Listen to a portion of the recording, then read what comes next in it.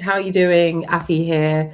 I know I've not been putting out much work, but I recently wanted to come back on and start interacting with you guys because I have so many conversations with so many of you, and everyone's always saying to me, Afi, you need to start doing more with your channel. And I know I've been really slack with that, but it's life, guys. But today I have a real treat for you all. And because I know you all come from very similar, like-minded sort of research and, consciousness and all of these topics that we love discussing, I wanted to bring someone on today who I think is really special, someone who's quite new to, anyway, my community in terms of people I know. You might have come across him, you might not have come across him. But my today's guest goes by Legend Spencer, and he runs a channel called Blood and Stone History on YouTube. He's a 3-tour military veteran, a father of 6, and he's on a mission to expose what he calls one of the most suppressed truths in human history. And Spencer uses archaeological, genetic, linguistic, and an economic record, and he traces how the same elite bloodlines have shaped and controlled civilization for over 6,000 years, something that all of us have looked into and we're all very aware of. But what I love about Spencer's work is that he really goes into the DNA side of things, and he really sort of has the sort of, as you say, the proof is in the pudding, right? And he's got a lot of pudding, right? So I wanted to bring him on and talk a bit about what his findings are, really. He has written a book, and it's called Blood and Stone. So it's not just about, being a conspiracy theory. This is about pattern recognition. As a lot of we are in the business of pattern recognition. So I'd like to, without going on and on and on, invite my guest, Legend Spencer, on to talk to us. Hi. Hey, Spence, how you doing? Great. How are you doing? I'm good. Sorry about all the technical issues we had just before we started, but I think I will eventually get the hang of this. I'm going to be more conscious to try and get a lot more content out. So I wanted to kickstart this and my YouTube channel with you and your amazing work. I'm so grateful that we were introduced and we had a chance to talk, and so many cross parallels, right? So many connecting the dots. With my studies that I did with my Quranic and Islamic studies, which led on to so many other things. And then so many other truthers that, I listen to. I definitely think that you have a lot to bring to the table. So welcome to the Inner Witness. Thanks for having me, Effie. So tell me, you've been in the military, you've done 3 rounds. Geez. You're living a live testament here today with us.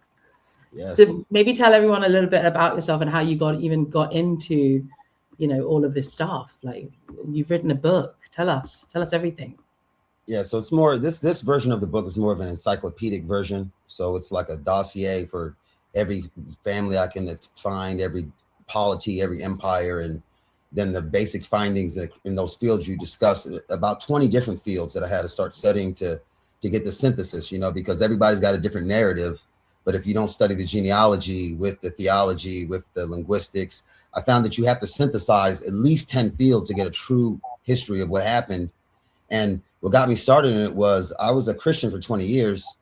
Well, that's in the theology side, right? I was a Christian for 20 years on and off. I got older. Logically, it didn't make sense to me. So I started studying the foundations, and I wasn't aligned with that anymore. So I started looking into other religions. I took world religions in university, like most people do. Didn't find anything that seemed like a good replacement in the foundations. So I just, I've always been on this truth journey like you, since I was probably in high school, looking into government corruption and nuclear testing on civilian families. Even before the military, that's the way my brain was wired. And then when I got in the military, I was trying to be special forces, and I ended up not passing. So I went to the infantry, and I saw what was happening in the deployment schedule versus what they were telling people on the news versus what we were doing, supplying people arms or funding. And I'm like, this narrative of geopolitics is not true. Yeah. So what about history is not true, right? So I had to go back. Like, if they're not telling the truth now while I'm living it and watching it on the news, they weren't telling the truth 100 years ago or 1,000 years ago. But there are some factual things in here. So I need to find out what is the fact and what can I make of the narrative. And then that's when I started on a journey. And I just had time. You know, most of us don't have time working. Yeah. So, and to get into this stuff, if you're not an academic and working at a university or on a research team, nobody has time to make any new discovery. All you can do is interpret the synthesis of other people's work. And then I just got fortunate in an unfortunate way, and I burnt my foot. Like, I had 3rd-degree burns all over my foot, and I was in this garage for 24 hours a day because I'd be whimpering at night, and my family was in the house. I didn't want to wake up my kids. Yeah. So it just happened to be when the Gaza situation was happening. So I'm in the garage, can't sleep. I'm on my phone watching the kids missing skin or missing limbs, and it's like, why is this happening, right? So I had to go further into it. You make it sound so casual, missing limbs, missing skin. Yeah, it was rough. Yeah, I mean, that's I've been to war, and the videos I've seen of Gaza are worse than anything I saw as a combat veteran. Watching people die in Baghdad, it looked worse watching these kids getting bombed. So it was tearing me apart, and I was sitting in the garage. Yeah, absolutely. Yeah. It changes you. It's funny because what you describe is like everyone you speak to who's kind of been on a similar journey to us, they always have very similar sort of incidents happen in their life. Like, you mentioned the isolation that happens, which is not necessarily by, you wanted to go and, you were in some university and you're like, doing a course and now you're stumbled across this stuff. It's always something that forces us out of our day-to-day life. Like in your case, it was your foot. I had the same. My health was a big reason why, I spent a lot of times just like in bed because I had slipped discs and all sorts of weird things. And it was during those times that I had like massive like shifts in terms of understanding and also like I didn't want to disturb my family, right? You said, so, I was like, what is this? Like, this life is crap. Like, this can't be it. I'm not going out like this. And for me, my mindset was more like, I'm not going out like this. There's got to be an explanation for everything, right? And that's and my first port of call in my incident was the Quran, right? So whereas with you, it's just, I find it fascinating how we all have these different journeys, but there's all these little nuances that are so similar, which are kind of almost like these levers or steps towards sort of conscious awakening. I don't know. Yeah. And the funny thing with the isolation is if you see the in those Gnostic schools, those secret mystery schools and in Gnosticism, there's always some period where they're going through isolation and sometimes even, pain. So we were going through pain and we're going through an isolation and the time to focus, they'll go on those 8-month journeys and they're really focusing on what they're trying to learn. Yeah. And that's all you really need, I think, when we start tapping into those downloads you talk about. Absolutely. So in terms of your work then, so obviously you've got the Blood and Stone history series, and I watched a bit of that. And obviously tell us a bit about your YouTube channel. Like, so, you've obviously got to the book, because I've seen your stuff on your Instagram with all your papers around you, and I love it. It's absolutely brilliant because that's just authentic. I mean, even now, like, you've got all of your maps and everything, and it's the passion that comes through, and you can see that you've really put in the work as well. So tell us a bit more about Blood and Stone. Like, what is Blood and Stone? I thought of that name because I'm tracking bloodlines in the control of these empires, and then the stone, it's written in stone, our history is. And so the bloodlines in stone, I just put it together in the history I'm tracking. But the channel it's basically giving you a synthesis view of history from academia's perspective, right? There's so many truthers that want to go from one obscure book from some author in 1800, not looking into the background of the 5 W's, right? Who did he write this for? Why did he write it? What was the audience and all that? Exactly. And a whole bunch of nonsense on the internet and people wasting months or years going down one particular book. It's like one author. Do you know enough about what the academia is saying in this? Because most of us don't, right? We're just like, academia is lying. We just assume that they're going to lie about everything and we don't at least attempt to pull out everything they have that is worth pulling out. And that's what I was trying to do, is let me pull out of the linguistic silo everything that makes sense here, out of the theological silo, out of the DNA silos, migration. Once I put that all together, I started seeing the actual story, and it made a lot more sense than the narratives we got of all these disconnected events and independent developments, right? Yeah. And especially here in the West, we're not learning the same Silk Road information. Like, it's not as big of our study The biggest part of our Absolutely. study is like European history or the last. I mean, that, you know, and you talk about these trade routes, and, you know, the biggest thing that struck me when I was doing my, you know, Quran, does Muhammad exist? What's the Quran? La, la, la, all of that. The first thing that my first step was the geographical descriptions in the Quran, which are the first thing that I was like, oh, hang on, this doesn't really seem right. And one of the things that I noticed was that it talked a lot about these trade routes, right? So there was all these trade routes going all over the place. And they clearly, it's in there, they're writing about it, they're talking about it, but now everybody just ignores all of that history. And like you said, it's completely ignored. And we're like, okay, so what happened to that big King's Road that was going up from Petra all the way to wherever it was going? And what happened to, you know, so do you want to talk about like the people that were doing that trade or whatever? There's none of that. So you're absolutely right. That's exactly what I found as well. It's the same exact thing with Abraham, right? They only want to talk about a couple of Abraham's sons. They don't mention the other 8 sons and go into as much detail in the Christian Bible as it does in the Torah, right? So they'll give you more details in the Torah and the Jewish the extra text of the Jewish works. They'll tell you that a son went to Jordan and a son went to Syria and a son, right? So there, you can start to see the network. If you map that out, you're like, well, they're taking control of trade routes. Absolutely. They're nomads. They're coming in and they're placing different lines the same way a Rothschild will have 5 sons and put a son in 5 different locations so they can manage. I'm like, okay, so it's like it makes sense now, right? Yeah.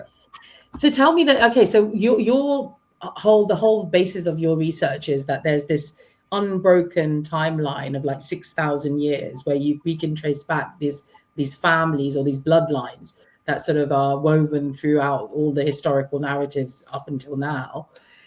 So that's kind of the basic gist of what your research is showing. So where did it all start? Like, so from your research, when did so tell us a bit more about the really early start. What have you found? And genetic from the DNA side and all of the things that we've discussed in all these months we've been talking. Tell the guys a bit more, because, you know, we've got a group of people who, you know, there's always going to be a group of people in the truther community who don't believe that any of the historical narrative was correct. Okay. Then you've got some people who believe that, yes, some historical events actually happened. And then, but, you know, there's been twisting around. And then there's some people who obviously say that the chronology of it has been, you know, sort of distorted as well. So some people are saying, oh, there's 1,000 years missing. So there's all sorts of different theories.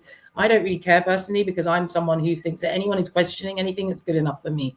Whether it's completely 100% correct, I don't know. But the point is, are you even questioning? So from your angle, which school of truth or thought do you come from in terms of, and what did you find like that was, you know, right at the beginning? Like, when the hell does this happen? Because I know we talk about the Kalu priests and all those guys. So tell me what you found. Tell us what you found. So I wasn't even looking for that original foundation before the written language, right? So my focus was always from written language forward when I started this. So from Samaria and going forward through cuneiform.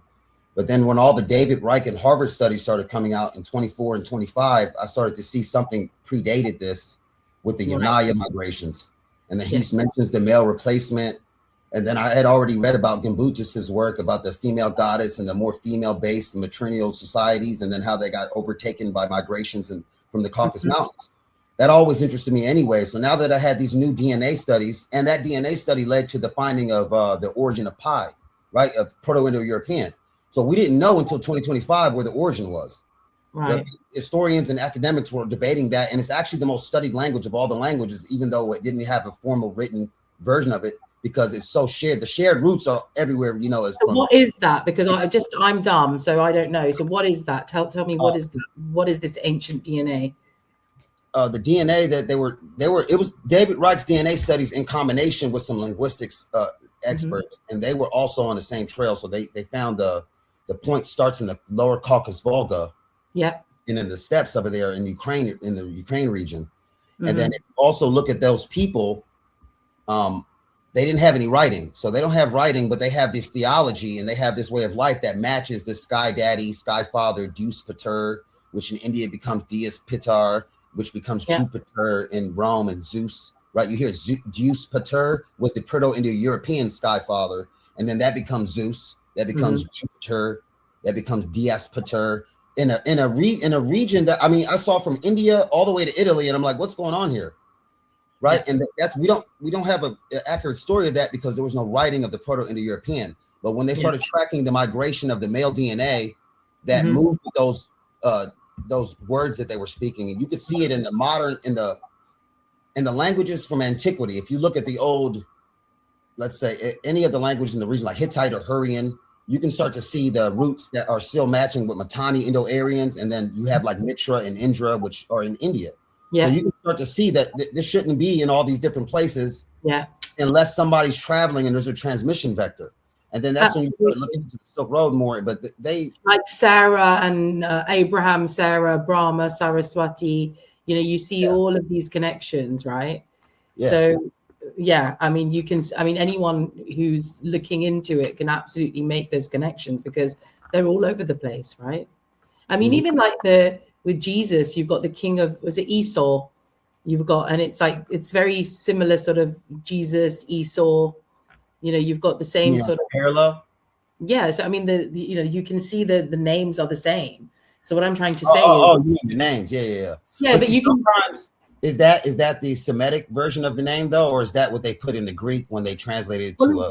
There was this king, wasn't it? King Esau. I don't know the exact thing. No, there is a King Esau, and that's similar to Isis. What is it, Isis? Right? But what is it? Yeah, but then you've got Easter, which is Jesus. Do you see what I mean? Yeah. So yeah, absolutely. I mean, you see those connections. So you started seeing all those connections, and then you were like, "Hang on a minute." Yeah, and then I didn't know much about the Abjad languages in those times, right? Like how they had a lot of them didn't even have vowel markers, so words were interchangeable. And then the people on the route were obviously scribes back then were the elite class, and 90% of the population couldn't read. So, and that's how it has been almost all of human history. When you look at it, you start to dive in. When you go right back, that you straight away, when you as far back as you can go, as the written record from what I've seen, is that this priestly class has always existed. And the priestly class was the kingly class as well. Do you see what I mean? So they were king priests almost. Yeah. So they weren't just so tell us a bit more about what you might have found around that. Like, how did they?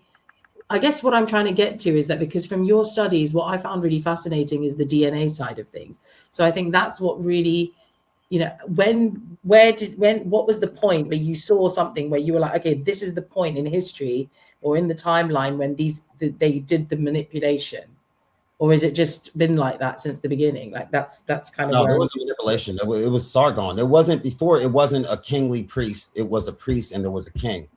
Right. Okay. It was a king of a city state, and then there was a priest in that temple of that city state. Yeah. So you might be in whatever at that time, and had the temple of, let's say, grain, right? So the people in that school are using the study of grain as a science. And they're calling it a religion now. They're more so tracking through simple mythology and like passed down metaphors to how to do the process. When the Akkadians come in from the north, and the north is where I saw the pie came from, right? And the Akkadians and the Hurrians were aligned. They were allies. I was like, that doesn't make sense. Yeah. The Hurrians should not be aligned with the people that take over Babylon unless they're in that same party. And then you start to look, Tesub is equal to Baal. It's the equivalent. And then I was like, Samaria didn't have Baal before the Akkadians came. I checked. So there's no Belu, which is Baal later, in the Akkadian when they're just priests and there are just kings. When Sargon comes as the Akkadians, and they're the first Semitic language in Iraq, right? So before it's Sumerian, which isn't a Semitic language. And then the Akkadians bring the first Semitic language, and then Amorites, who are their cousins from Canaan. Sumerian's linear A, right? Is that what am I completely talking nonsense? So Sumerian comes under like linear A languages, right? No, it's not related. It's it's a language isolate. It's a language isolate. Yeah. Okay. There's a couple of those, but that's one of them, and it was unique. So what happens is, and it's written differently. Like if you look at the way the scripts are, a lot of times that'll tell you if they're in the same language family or not.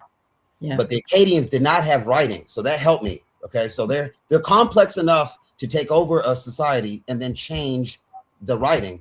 So they must have had some kind of knowledge before they could actually write, because they take over and use cuneiform as their form of writing and just adapted the cuneiform to Semitic languages. It was so what we understand, everything we understand from Sumeria is completely from the lens of the Akkadians, right? Right. Their Those translation, those cuneiform tablets you're saying, they were actually Akkadian Sumerians. yes, Like and when tablets. Akkadian Sumerians, which aren't Sumerians anymore. Yeah. But, and then we can't, that now the DNA here is difficult because the further south you get, you'll notice this across the world, like India, all the places we need to know, India, Mexico, around the equator, you can't get DNA samples from before 2000 BC because the weather's too warm. Well, this is what they say. Do you think there's truth to that?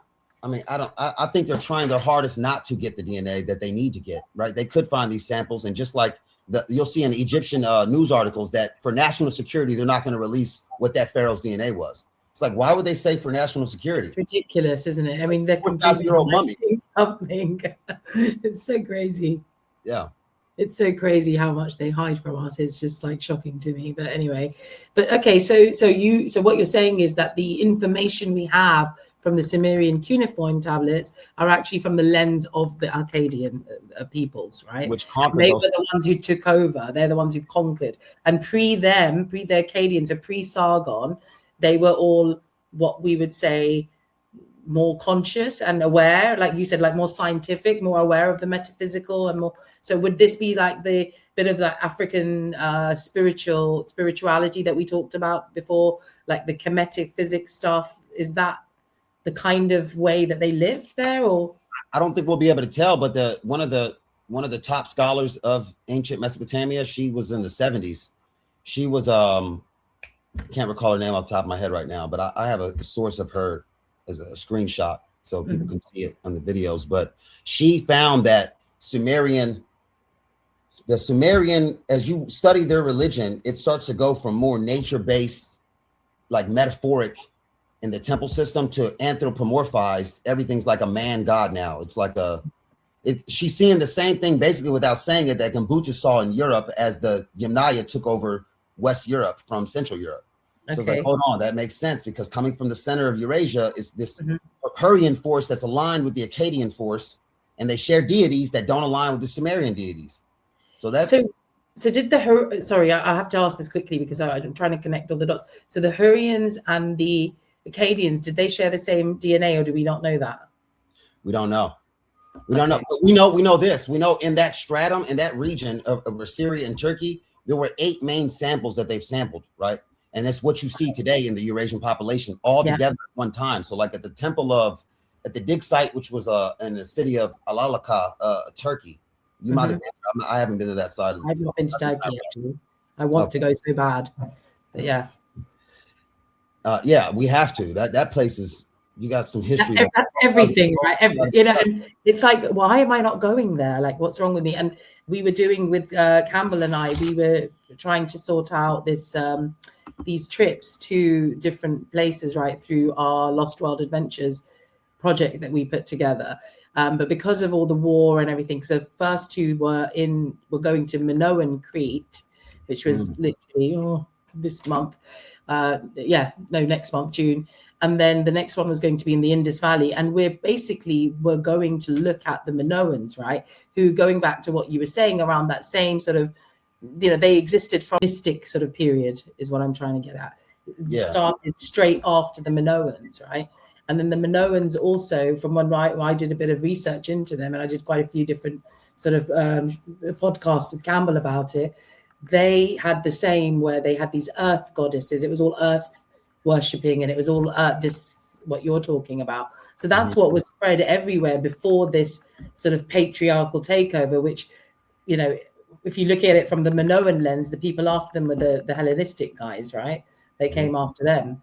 And then you get all of the stories of the Zeus and all of those guys after. And like you said, the Minoan, there's a really good, I think his name's Jonathan Wrightwell or Jason Wrightwell. I can't remember. Wrightbelt. He's an archaeologist, and he specializes in Minoan studies, and he talks all about it. And he, in his some of his work, it shows how these gods literally were ripped off. So what the Minoans used to worship, so these Pythia and Gaia and all these sort of all of these different goddesses or deities, you want to call them. And then they were the ones that then transformed into Athena and all of these different other ones. And they remixed it. The same thing that Sargon and the Akkadians do in Sumeria, right? They changed the order of the pantheon. They changed the properties of certain goddesses. It's like, you can't believe any of this at this point. And then we have the disruption from Stitchin's mistranslations, which are now super viral. Millions of people believing in aliens now because of what Stitchin did. And he's not even a linguist. He's an economist who just in Israel, the Israeli settler, and an economist, and makes millions of dollars off these fake translations. It just seems like the kind of hustle. You need to go and watch some of Jason's videos when he's talking about all these guys like Graham Hancock and Sitchin. And I love when he says that stuff. Yeah, because he's just, you can't beat him. So he what? I said, you can't beat him when it comes to taking these guys down. Like he really gets passionate about it. Because he's like, because they've created the bloody Galactic Federation and all the alien, this is what I try and tell all my Galactic Federation friends. It's like, come on, guys. It's like, there's evidence of this, this being a creation. Like, this is just a made up story. And not only are we now, you've got the Hindus with their Nagas and all their alien stuff. They even think that. There's so many different cultures that they all believe in these aliens. And the History Channel didn't help when they pushed the Ancient Alien series, right? Well, so if you're young and you're watching the History Channel, did you watch that? Did you watch that show? Did you watch that show when you were younger? Yeah, Ancient Aliens. My mom used to love watching it as well. So my mom's like she's like my muse. So everything that I've done in my life is because my mom's done it in some capacity, and then I'm like the expanded version of her. So I think she was really into it. She was, this Ancient Aliens or something like that. I started watching it, and I did watch it, and I did sort of get into it. And there was a time when, I'm like you, right? So from a very young age, I have this mind that just, it doesn't buy things easily. You know what I mean? So there has to be a lot of evidence for me to buy into it.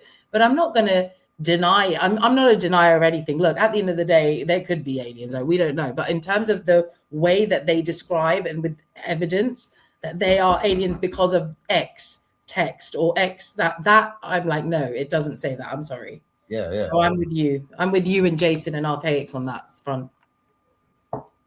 And even the things they try to translate and say something like the angel was an alien, like, no, the angel was a messenger, which was a human, and then it evolved into some Zoroastrian form of angels and demons. Like even demonology is evolved inside of Zoroastrianism and Judaism. So it's like you have to look. I had to look at so many foundations of so many things, but I watched Ancient Aliens for 15 years. Like that's the board thing I have on the background, right? I'd be watching like, that's pretty interesting. But I just listened to it. But I didn't fully buy it, but I never went and did the digging to try to either find the proof in it or debunk it myself. And I think none of us really have the time to do that with so many different concepts and different history. I mean, you've got like I know Campbell does a lot about the fish gods and the that there's some fish type of species that exist. I mean, I haven't looked into a lot of their stuff, but I do know that there is definitely something going on in the ocean. I don't know what it is. I don't think the ocean, I think there's definitely layers under the ocean. I think we've got a lot more going on underground than above us, I think. That's kind of where it's saying to me that we go to space before we finish exploring the ocean. That's crazy to me. No, exactly. And the thing is, I don't think we can go to space. I mean, for me, it never made sense to me, even as a kid, because I remember sitting in science classes and they'd be talking about it, and I'd be thinking, then they tell you about the Van Allen belt. Yeah. Right? So if there's a Van Allen belt and nothing can get past that, then how the hell are we going to space? They said we got lucky when we went through every time. It's like, really? Every time? And it's like a little small crack you can get out around the earth without going through it. There's a couple of That's so ridiculous. But if you don't even know about it, how would you luckily go through the hole? You know what I'm saying? You just get random and magical. It's a bad. It's like Nietzsche said, isn't it? I don't know if I'm pronouncing it properly because everyone's got their own version. It's like he's like, once you are like awake, you can never go back to being like a dumb again. You know, and it's like I feel like that, and it's not about. I don't like using the word awake, but I feel like there's no other real word because you are kind of like asleep when you don't know this shit. Awake and woke are the right words, though. Awake and woke are the right words, but they hijack those words with social media and manipulation. But awake is hate that word now. No, they ruined it. I'm like, no, I'm not awake at all. No, not me. But yeah, no, I get, you know, and this is what's so crazy. But what fascinates me again is this DNA stuff, because I'll tell you why. With what you were telling me about these takeovers, it's crazy because in the DNA, when you follow the DNA, right, like you have, you see these takeovers, like it's there in the blood. Like you said, it's in blood and stone, right? Yeah.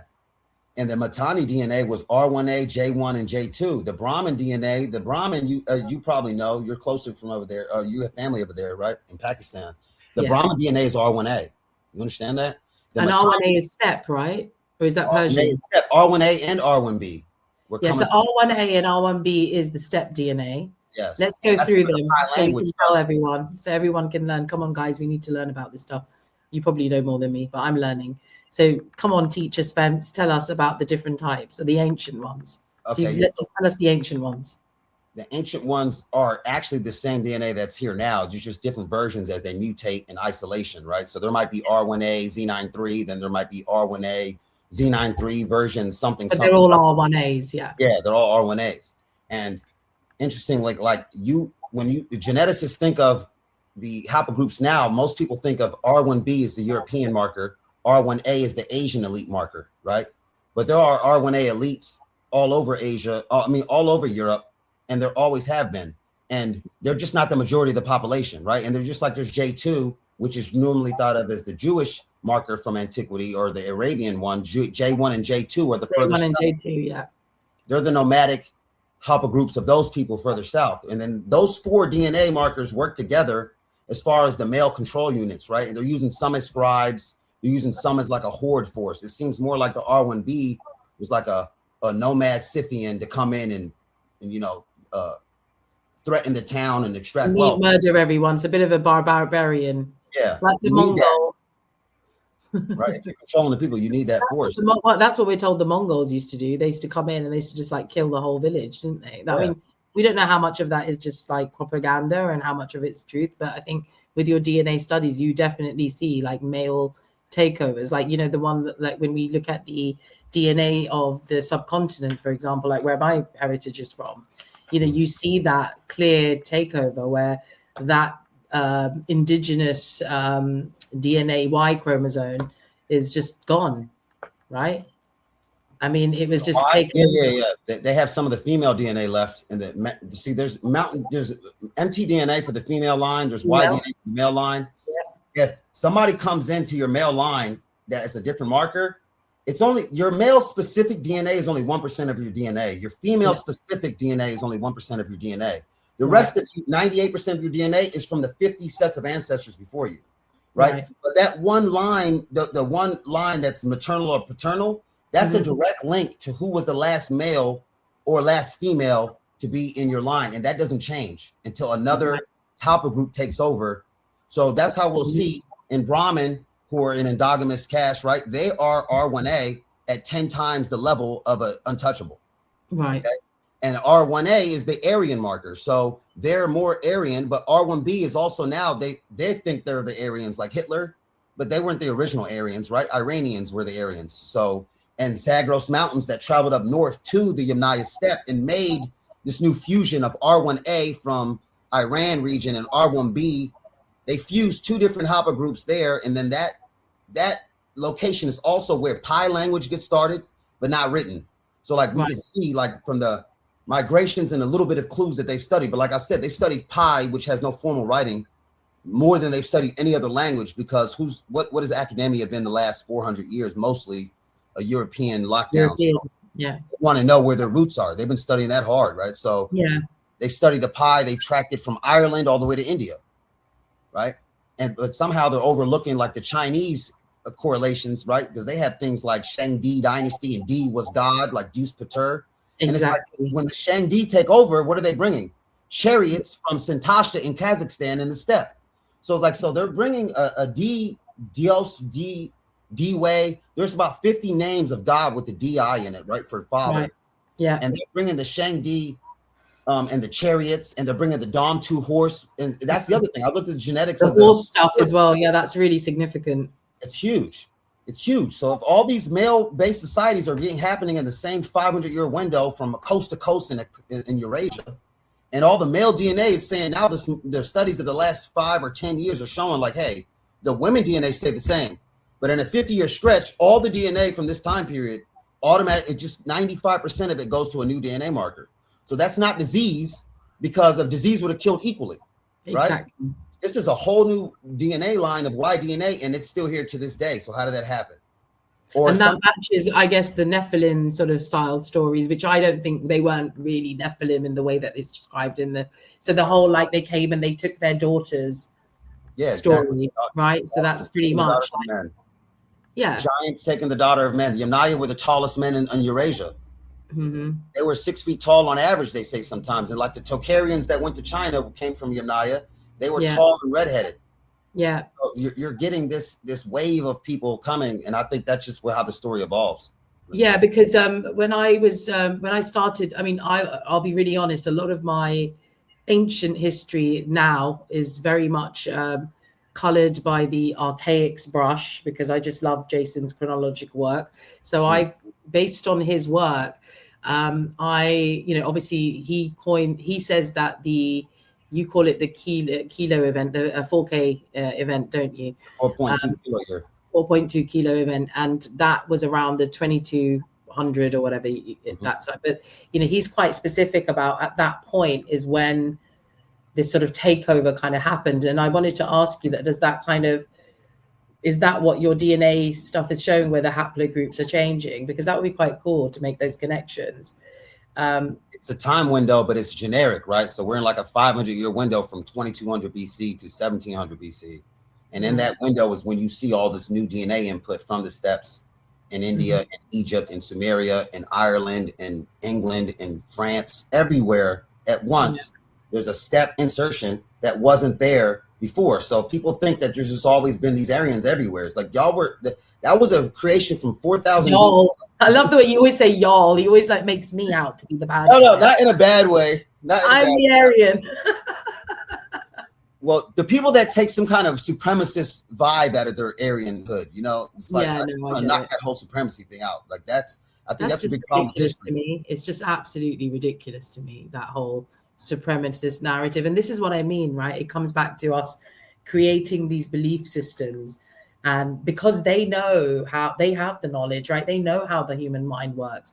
Why do you think they have all these secret societies and all of this stuff going on? Because they're doing the real stuff, and we're just like these idiots who are just being sold a bunch of lies, aren't we?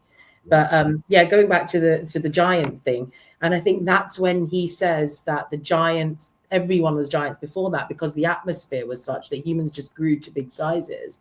But there were groups of people who were small, but there were groups of people who were quite big. But I think what I find interesting is that after that event, it seems like the giants started to get less, or did they carry on, or did they start, because there's so much giant archaeology. There's so many graves all over the place. Yeah, but we're talking giants in the 8 to 9 foot range. That's not the giants that we're seeing in these archaeological works. Those giants look like they're 15 to 20 feet tall. I know. So what about them? Where did they come from? That people were ever that big. I think that's really a tall man who could have been 6'6", and they're putting him as he was also the leader, the warrior. In Egypt for a while, it was the strongest man would be the king of that area, right? So it was by strength and size oftentimes. And I think that they would just put the king, who's also just happens to be bigger. And then you also displaying, I mean, that's what historians think, right? The academia says there were no giants. Those large pictures were just like to magnify the king's position compared to this. But I honestly don't buy that. That's absolute bollocks, because there's so much evidence. There's graves, there's huge bones that have been found. The Smithsonian itself has found so many, in the early days when they sort of pretended and lied, and then they covered it all up. You've got giant mounds all over England. Yeah, but have you ever heard of a giant more than 10 feet tall being found? I think so. Yeah, I think there has been. I think I've heard of the Smithsonian. It's like it was a 9-foot guy reported in the news, and then the Smithsonian lost the body parts. Like everything I've heard about it has been always the 9-foot. Very interesting.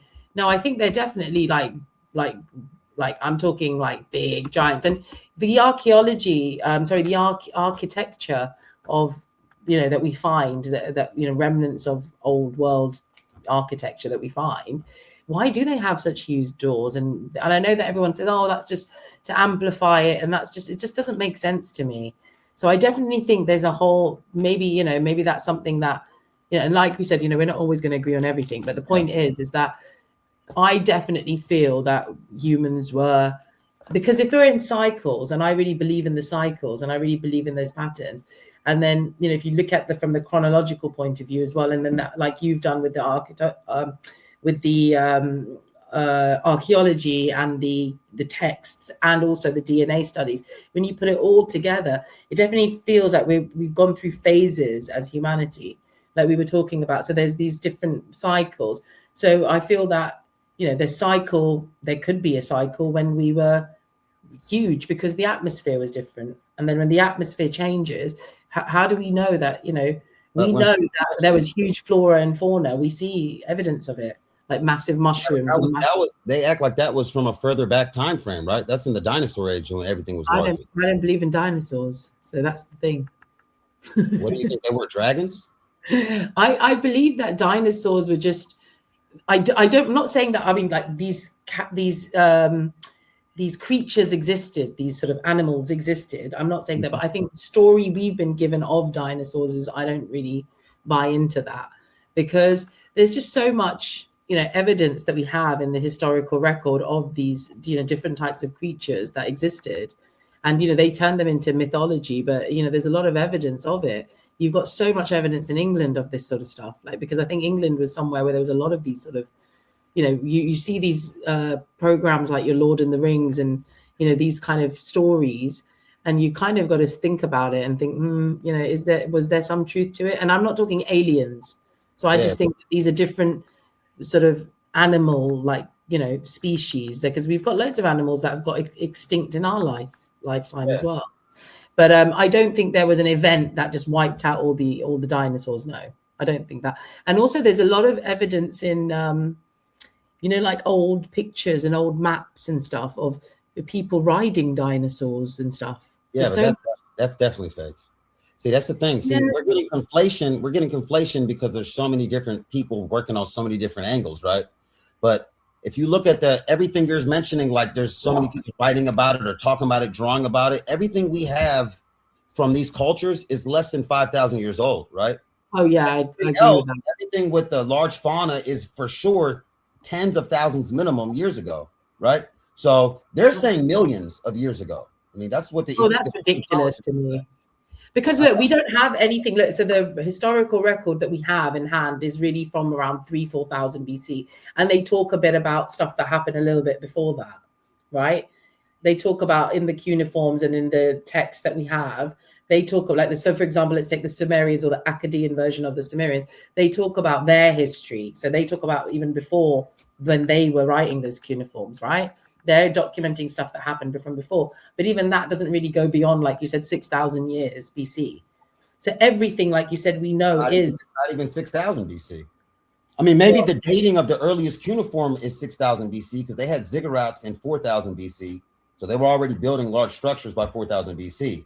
But like the King's List cuneiform was around 3,500, around that sort of time, no? Cuneiform. Yeah. Just say same time as hieroglyphs, around 3,300 BC. Yeah. So what I'm saying. And that's when all the calendars started as well, isn't it? 3,100 BC. So the Olmec calendar, the Vedic calendar, the Sumerian calendar, apparently loads of different calendars began at that point as well. That's something that the Archaics data shows really clearly and shows all the evidence of that. So that's really interesting as well. So obviously something's happened where, and I do buy into the cataclysmic theory of there's cyclical events, whether they're hemispheric and, like we said, the 4-2 Kalo, whatever you call it, event. That event. So there's loads of these cyclical sort of cataclysmic events that keep happening. And I think that's an opportunity then for invasion. And it's always been historically used for that, right? We know that. Weather dries up the land and then some of the people migrate to go to better places. Some of the people stay, but now you have half your force there and a new force sees opportunity. Yeah. It's a perfect time window to jump in and take over a culture. Exactly. But I do want to ask you, because I'm conscious that we've got, and I do want to do lots more talks with you. This was our first one, and I'm doing it at the request of lots of people who've asked me to. I need to start doing my channel, right? But before we sort of wrap things up, because I kind of wanted to introduce everyone to you and your work, and I really encourage you guys to go to Spencer's YouTube channel, Blood and Stone. So do go that. I will put it in the links and everything in here, so everybody has all the links, because as everyone knows, I'm not very good at all this. So please do forgive me, and I will try my best to get as much information in there as I can. But I do want to ask you some questions. So some of the stuff I watched quite a bit of your work, and we've been talking a lot. So some of the things that I kind of was thinking was that, so for someone who's never heard the term Triumvirate of Control, how do you explain that in simple terms to people? Because that has a lot to do with the sort of theory around your findings, isn't it? Yeah, that helped me see the synthesis and everything. So the triumvirate it's a Roman term. They had the triumvirate of, Caesar, Crassus, and Pompey. And it was like they were controlling religion, banking, and military. And then they were controlling society through those lenses. And that made me start to think, like, if I look at that lens in every polity before they mention it and give it a name or title, like the triumvirate in Rome, and they've had other triumvirates later, right? Basically like three leaders controlling different aspects of a society. Yeah.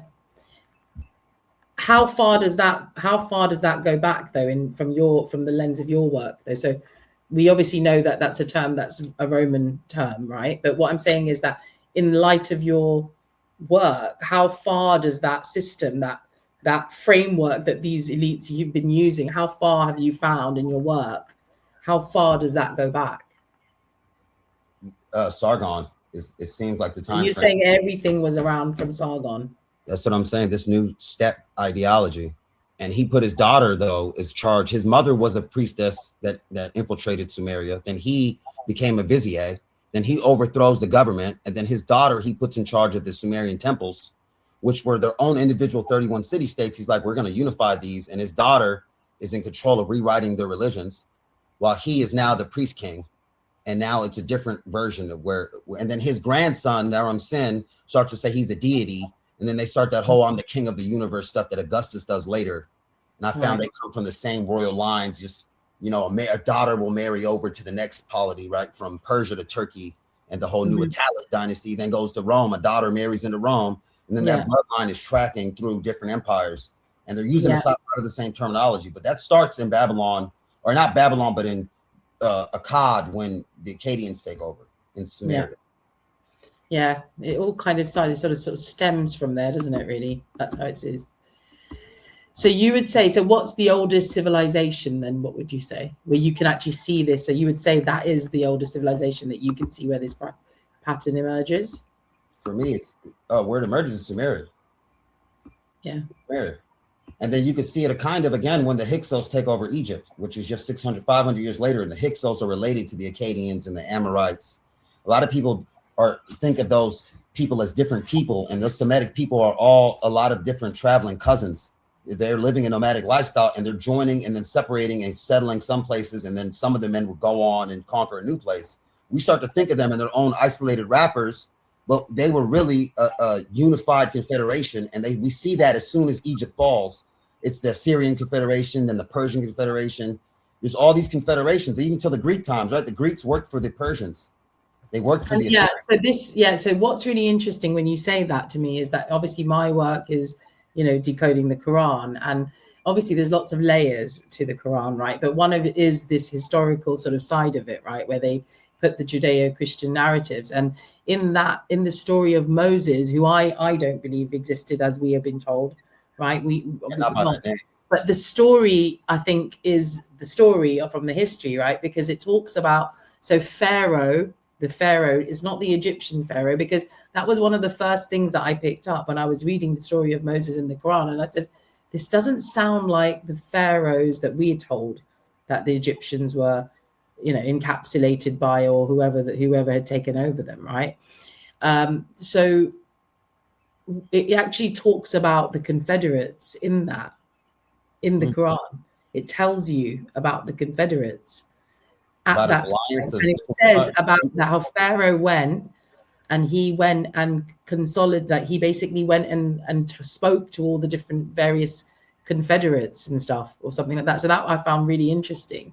So it's I'm just sort of trying to sort of connect some dots here of how, you know, that could be alluding to the history you're talking about rather than, you know, what we've been told. Egypt before the Hyksos came, Egypt had kings. They didn't have pharaohs.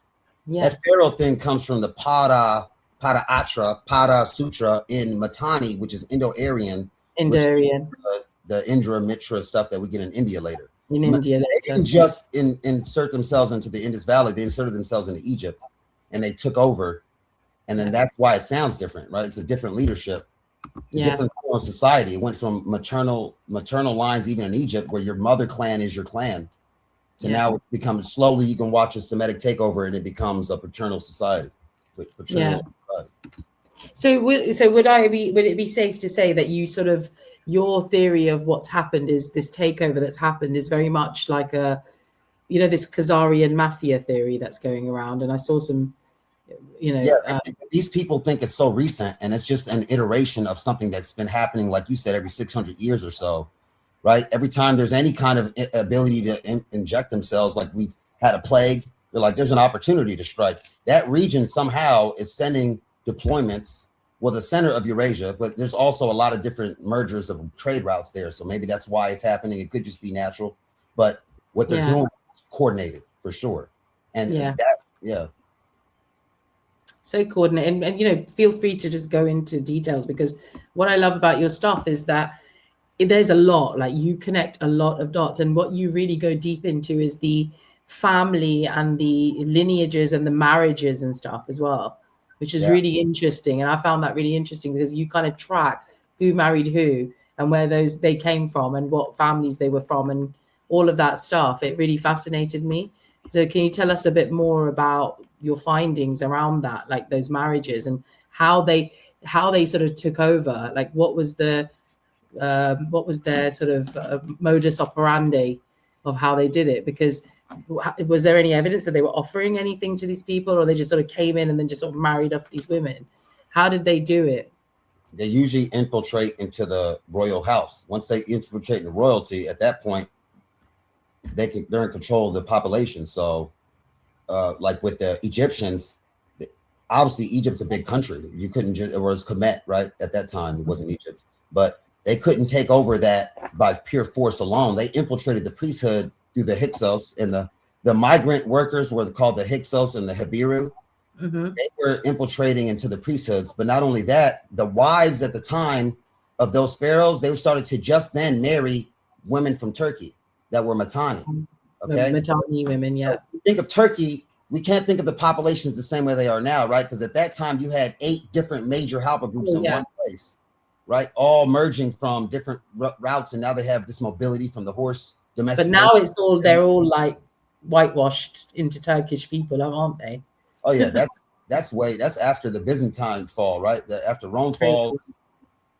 But then there would have still been white people there. See, that's the other thing too. People keep saying that these Jews aren't the real Jews. There were people that look close to as white today in the ethnographic works of the Egyptians. So you can look at their reliefs, and it's like that could be a white Italian god. Like that could be a white Italian god. That could be a white. The Hyksos, they were all like white, right? Yeah, they were all lighter skinned, and the Egyptians will be a reddish brown. The Nubians will be dark, except for Ramses, who they've confirmed his genetics as E1B1A, which is the diaspora genetics. And then he colored himself during his reign the same color as Nubians, who are always the darkest in the ethnographic works. And his DNA just happens to match the DNA of the diaspora, and they had him painted as dark as any pharaoh ever. So I think that's so he was fair, and they had to paint him dark, is what you're trying to say. No, he was dark. He was dark. Ramses was a native that took back control after the Hyksos take over. See, just like Sumeria, there's back and forth fighting even after Sargon. And then there'd be a blackout period. You might not have 40 years of text, or there might be war and some lamentation text, right? Like the lamentations about sad things that happen in the region through migration. That might happen, but then the original people will fight back in one last gasp, and then you see a bigger force come and it's shut down, and then from then on, it's under control. And that happens in Egypt around the year 1000 BC. So the native kings take back over 1329, and that's where they make Tut their puppet king and have him restore the order of the temples. And then he died. Tut was an R1B, which is like a European. But then, see, R1B has different shades. The R1Bs of Chad in Africa are, black as my shirt, right? But the R1Bs in Europe are as ginger as the reddest redhead with freckles. You understand? But there's different varieties within those R1Bs, and there's different phenotypes. Even like you can pick pairs of different ancestors you had from 30 generations ago of your phenotypes. Like maybe I'm going to pick a light skin marker of my grandmother 7 generations back. Right. Yeah. The light skin marker of my father line 4 generations back, and then you can pick that up. Yeah. That's why you could see you. You have siblings. How many siblings do you have? I have 3. Two siblings. You can see 2 siblings look completely different, right? You can have a blonde hair sibling and a dark hair sibling. Same, all 3 of us. It's ridiculous. I mean, it's so ridiculous that, sometimes my sister, she puts on the filter or with a beard, and she'll call me on FaceTime, and like, it's a joke. Like, she looks exactly like my brother. But yeah, I get I have cousins who they're siblings, but they look completely separate. I know loads of people who are siblings and they don't look anything alike. Yeah, we can have up to 40% different DNA from a sibling with the same parents, because you're picking so many different pairs of genes in your own process that you're not 100%. You don't have the same exact DNA as they do. Yeah, and you also subscribe to that theory. I remember we were speaking, and I wasn't sure about it, but it'd be good to understand the science around it. But you do say that so black people and white people are basically, it's like white people are basically this. It's just the DNA over the generations. Is it the alleles or alleles? The alleles of every haplogroup has a different set of light skin alleles, right? Yes. So that R1A and R1B and the Yamnaya merger, they each have their own haplogroups light skin marker, right? Right. Okay. So every group of people, no matter who they are, there's going to be some Aborigines in Australia that are a little lighter, some that are a little darker. They have their own flavor of that allele. If they traveled up in some boats and got to India, India has their own version of light skins, right? And dark skin. Right. Even within, I'm saying, even before a different outside party comes in, even our baseline in humanity, we have different colors, hues, right? Hues within our DNA. Combine those alleles, the more you combine them, the lighter you get. And it has a compounding effect. So if you have 3, you're going to be, it's not like it stages slowly. Like as you start to get more alleles, there's a math for that, right? You can Google that and anything. So do you think that this is theoretical, but do you think then people who had this sort of knowledge, because obviously scientifically they were really, I believe they were very, very advanced. So if we know all this DNA stuff and how all this stuff works, there's a big chance that they knew too. So would you say that sometimes they purposely mixed things to create these different, or was it just accident? I don't know. Sometimes I'm thinking, like when these guys have gone and invaded, and you've said that they, the different DNAs have mixed and they've got their own flavor of the white, light skin sort of alleles, then could it be that they purposely wanted to mix to create an even more white array? I don't know, white array. For sure. Yeah. They'll create the law and the structure to keep that thing going through endogamy, right? They'll just have the same lines keep marrying and make it a law, and they have the most wealth at that point. They're going to continue to make they'll isolate it to the point it's not returnable back to the. This is what I'm trying to get at. Yeah. It becomes a permanent, there's a permanent process in there. I forgot the name of it right now, but your phenotype gets to a point where you can't even absorb melanin anymore if you have enough of the right pairings. So it's like SLC 45A and SLC 45. If you mix those two, there's no going back to a melanated state until you remix with other. So basically, what science is now starting to prove, which I love, is that there is no races really, because of DNA proves that now, right? And you obviously have a group of people who are quite smart, and we know that they've been running the show for a long time in terms of what we believe.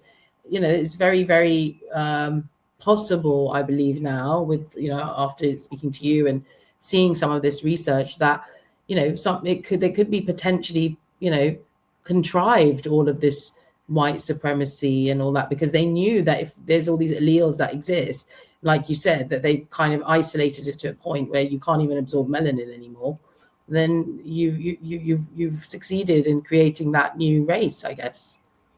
Yeah. Right. So yeah, so there's, but that's I think that's always changed.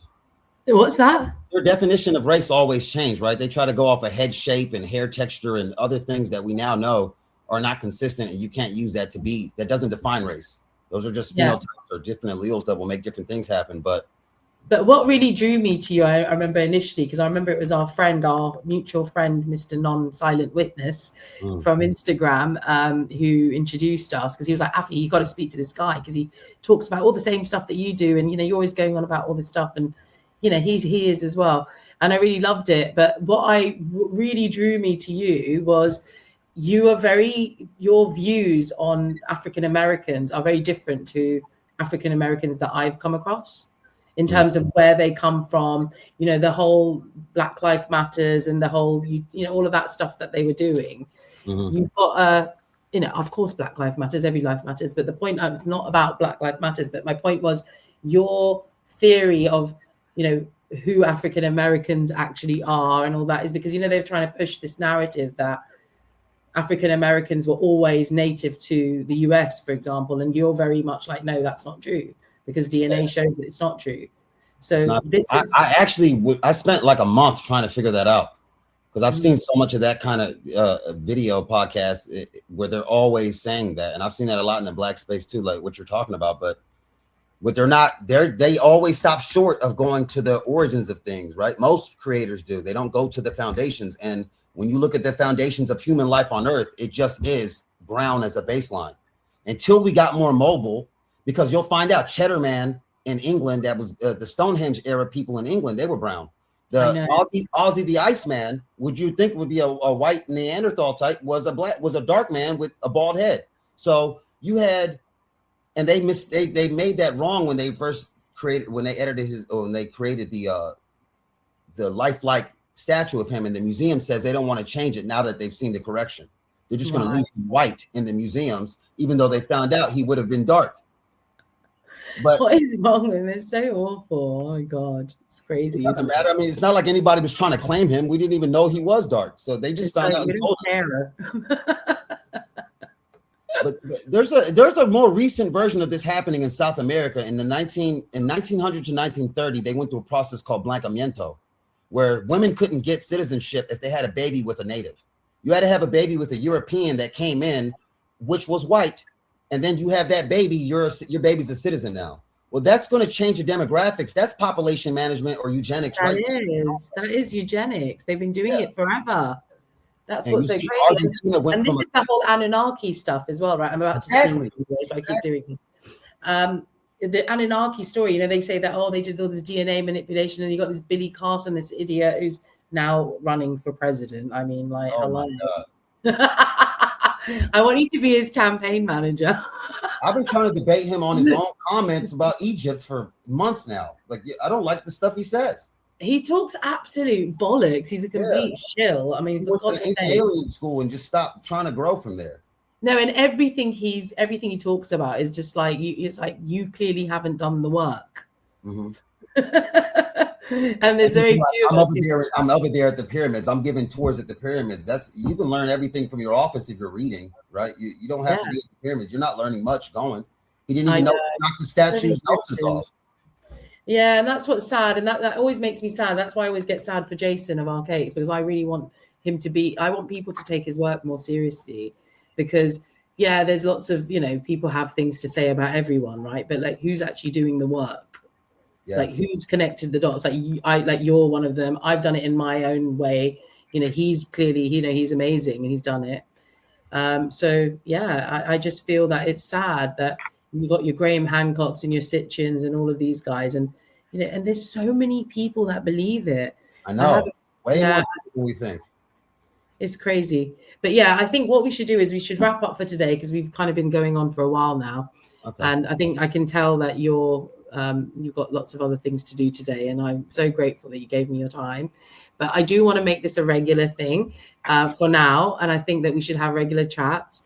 I'm soon going to be launching a new, like, kind of a chat show. I don't know, I don't want to call it a show because I'm not like a showy kind of person, but it's going to be myself, Matt, and a few others. I think it'll start off with myself and Matt, but you're more than welcome.